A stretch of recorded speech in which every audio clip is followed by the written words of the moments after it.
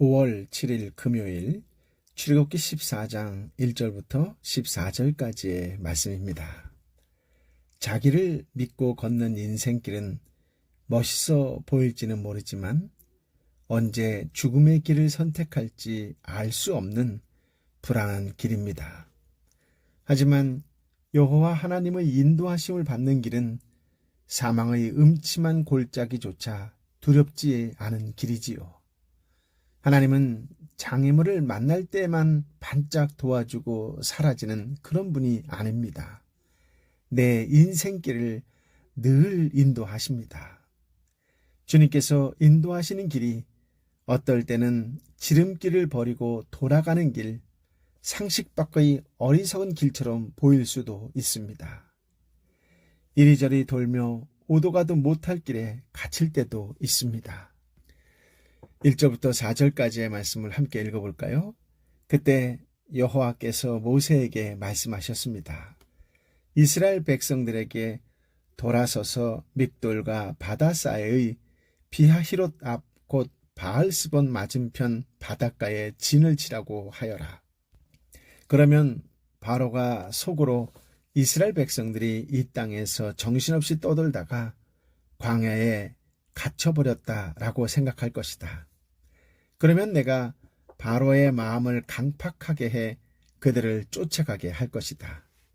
그러나 내가 바로와 그의 모든 군대를 통해 영광을 얻게 될 것이며 이집트 사람들은 내가 여호와인 줄을 알게 될 것이다. 그래서 이스라엘 백성들은 여호와의 말씀대로 했습니다. 아멘. 하나님의 인도를 받으며 행진하던 이스라엘은 오던 길을 되돌아가서 믹돌과 바다 사이의 비하히롯 앞 곧 바알스원 맞은편 바닷가에 장막을 쳤습니다. 광야를 향해 가던 이스라엘 백성들이 다시 이집트 방향으로 돌아가니 바로의 눈에는 마치 길을 잃어 방황하는 것처럼 보였을 것입니다. 그러나 그 길은 바로의 마음을 강팍하게 하셔서 추격해 오도록 만드신 길이었고 내가 바로와 그의 모든 군대를 통해 영광을 얻게 될 것이며 이집트 사람들은 내가 여호와인 줄을 알게 하시려는 길이었습니다. 여호와 하나님께서는 언제나 당신의 영광이 드러나는 길로 인도하십니다. 선택한 백성은 구원의 길을 통해, 대적하는 백성은 사망의 길을 통해 영광을 나타내시는 것이 하나님의 인도 방식입니다. 영광이 드러난다는 것은 하나님의 존재가 알려지는 것과 관련이 깊습니다. 하나님의 영광이 드러날수록 하나님께서 어떤 분이신지 더 잘 알려지기 때문입니다. 여호와 하나님은 대적하는 바로조차 하나님의 영광을 드러내는 길로 인도하셨습니다. 모세와 바로뿐만 아니라 세상의 모든 것이 어떤 모양이로든 하나님의 영광을 드러내기 위해 존재합니다. 시편 19편 1절을 보면 하늘도 하나님의 영광을 선포하기 위해 있다고 다윗은 노래했지요.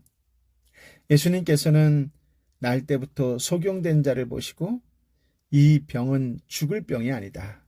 이것은 하나님의 영광을 위한 것이요. 이 일을 통해 하나님의 아들이 영광을 받게 될 것이다 라고 요한복음 11장 4절에 말씀하셨습니다. 그렇습니다. 아름답지 못한 상황과 심각한 질병조차 하나님의 영광을 드러낸다는 것이지요. 내 영광을 위해 살도록 부추기는 세상에 살면서도 성도는 무엇을 하든지 하나님의 영광을 위해서만 살겠다는 삶의 목표가 분명해야 합니다. 저와 여러분의 삶을 통해 하나님의 영광이 드러나기를 우리 주님 예수 그리스도의 이름으로 축복합니다. 아멘. 5절부터 9절까지의 말씀을 함께 읽어볼까요? 한편 이집트 왕은 이스라엘 백성들이 도망쳤다는 말을 전해 들었습니다. 그러자 바로와 그의 신하들은 이스라엘 백성들에 대한 마음이 바뀌어 우리가 이스라엘 백성들을 내보내어 일손을 잃어버리다니 도대체 우리가 무슨 짓을 한 것인가? 라고 말했습니다. 그리하여 바로는 전차를 준비시키고 그의 군대를 이끌고 갔습니다. 바로는 가장 좋은 전차 600대와 이집트의 다른 모든 전차를 데리고 갔는데 그 위에는 지휘관들이 타고 있었습니다. 여호와께서는 이집트 왕 바로의 마음을 강팍하게 해 이스라엘 백성들을 쫓아가게 하셨습니다. 이스라엘 백성들은 담대하게 행진하고 있었습니다. 그러나 이집트 사람들 곧 모든 바로의 말, 전차, 마병 그리고 군대가 바알스본 앞 비하이롯 옆에 있는 바닷가에 진을 치고 있는 이스라엘 백성을 따라 잡았습니다. 아멘.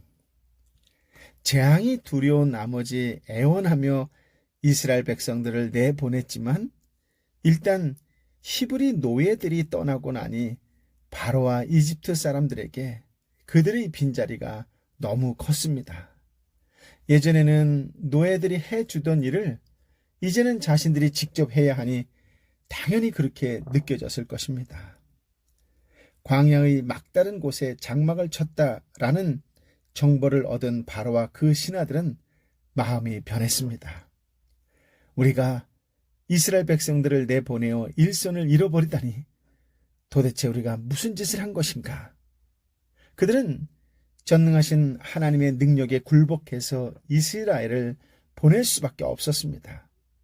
그런데 이제는 마치 그들이 놓아주지 않을 수도 있었던 것처럼 후회하고 있는 것이지요. 그렇습니다. 어리석은 판단이 어리석은 행동을 낳았습니다. 바로는 전차 600대와 이집트의 다른 모든 전차들을 데리고 이스라엘을 추격합니다. 여호와께서 바로의 마음을 강팍하게 하셨으므로 바로는 노예 백성이 당당하게 나간 일에 화가 치밀었던 것 같습니다. 추락한 자기 영광을 회복하기 위해 맹렬하게 추격했겠지요. 강팍한 마음은 지난 허물에서 교훈을 얻지 못하고 같은 허물을 반복합니다. 여호와 하나님이 어떤 분이셨는지 마음에 깊이 새겨두지 않는 것이지요. 기회만 되면 자기 영광을 드러내려는 헛된 욕망을 끝내 포기하지 못하다가 멸망하고 말 것입니다. 10절부터 12절까지의 말씀을 함께 읽어볼까요? 바로가 가까이 다가왔을 때 이스라엘 백성들이 눈을 들어보니 이집트 사람들이 자기들을 뒤쫓아오고 있는 것이었습니다. 이스라엘 자손들은 너무나 두려워서 여호와께 울부짖었습니다. 그들이 모세에게 말했습니다. 이집트에는 무덤이 없어서 우리를 이 광야로 데리고 나와 죽게 하는 것입니까? 어떻게 우리를 이집트에서 끌고 나와서 이렇게 하실 수 있습니까? 우리가 이집트에서 이집트 사람들을 섬기게 그냥 놔두십시오 라고 하지 않았습니까? 이 광야에서 죽는 것보다 이집트 사람들을 섬기는 편이 나았을 것입니다. 아멘. 바로가 바짝 추격해온 상황에서 이스라엘 백성들은 너무나 두려워서 여호와 하나님께 울부짖었습니다. 동시에 모세에게 이집트에는 무덤이 없어서 우리를 이 광야로 데리고 나와 죽게 하는 것입니까? 어떻게 우리를 이집트에서 끌고 나와서 이렇게 하실 수 있습니까? 우리가 이집트에서 이집트 사람들을 섬기게 그냥 놔두십시오 라며 거듭 원망 불평합니다. 상황이 조금 바뀌자 금방 마음이 변해서 후회하는 모습이 바로와 쏙 빼닮았습니다. 이스라엘 백성을 아무리 이해하려고 해도 잘 이해가 되지 않는 사람들이지요. 하나님은 이미 이런 일이 이렇게 될 것이라고 예언까지 해 주셨습니다. 또한 분명히 바로와 그 군대를 물리치심으로 주님의 영광을 드러낼 것이라는 말씀도 하셨습니다. 그렇다면 이집트 군대가 쫓아올 때 모든 것이 하나님의 뜻대로 되고 있다는 것을 깨닫고 그분께 감사와 영광을 돌려야 하지 않겠습니까? 이들의 불평, 원망은 바로 며칠 전에 유월절을 통해 여호와의 구원과 보호를 직접 체험했던 사람들의 입에서 나온 것이라고는 도저히 믿어지지 않습니다. 그러나 이것이 인간, 이것이 사람입니다. 자신이 남에게 베푼 은혜와 남에게 받은 상처는 오래 기억해도 남에게 받은 은혜와 자신이 남에게 준 상처는 기억하지 못합니다. 바로 얼마 전까지 하나님이 베푸신 수많은 기적과 은총을 경험하고 그 은혜로 인해 이곳까지 온 사람들이 이처럼 순식간에 변질되었습니다. 은혜를 모르고 기념하지 않는 사람은 오래가지 못합니다. 하나님을 믿는 믿음의 뿌리가 견고하지 않은 하나님의 백성은 이처럼 간사합니다. 배은망덕하고 돌변하고 비열합니다. 하나님이 가장 싫어하시는 것 중 하나가 바로 감사할 줄 모르는 것입니다. 감사가 사라지면 원망과 불평이 나오지요. 원망과 불평이 나오면 감사가 사라집니다. 그러므로 그 어느 때보다도 감사가 회복되고 감사가 넘치는 그런 삶이 되시기를 예수님의 이름으로 축복합니다. 아멘. 13절, 14절 말씀을 함께 읽어볼까요? 모세는 이스라엘 백성들에게 말했습니다. 두려워하지 말라. 굳게 서서 여호와께서 오늘 너희에게 베푸실 구원을 보라. 너희는 이 이집트 사람들을 다시는 보지 못할 것이다. 여호와께서 너희를 위해 싸우실 것이니 너희는 그저 가만히 있기만 하면 된다. 아멘. 참으로 놀라운 것은 모세의 태도입니다. 모세는 분명 달라졌습니다. 아니, 성장했습니다. 일그러졌던 자아가 치유된 모세가 드디어 지도력을 발휘합니다.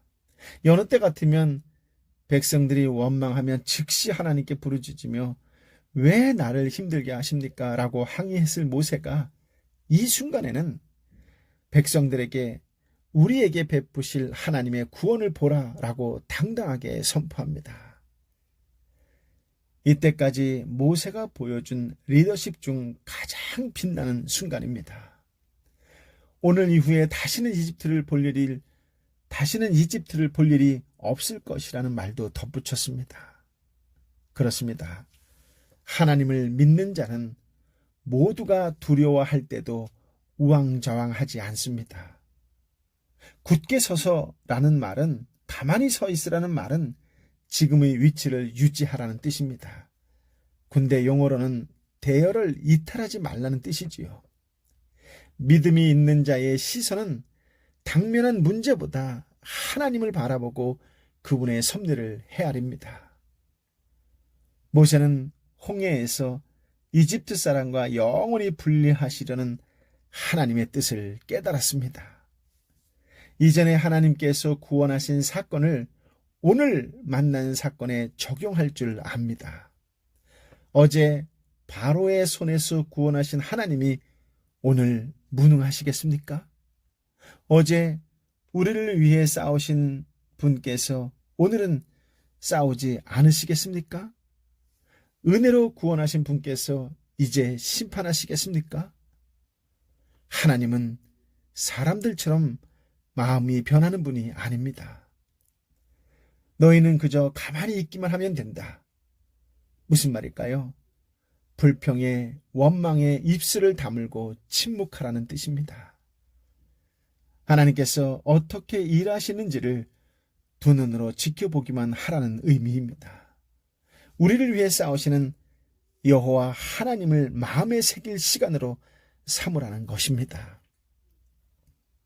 우리가 오늘 본문을 통해서 한 가지 초점을 두어야 할 것은 이스라엘 백성들의 원망과 불평보다는 변화된, 달라진, 성숙된 모세의 태도에 초점을 두시기 바랍니다.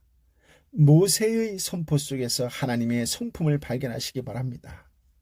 나는 왜 그렇게 못했지 불평하고 원망한 것을 반성하는 것이 아니라 모세처럼 하나님만을 바라보고 하나님의 뜻을 깨닫는 자로 하나님의 성품을 드러내는 사람으로 살아야겠다고 마음을 다지고 말씀으로 그렇게 훈련하시기를 바랍니다.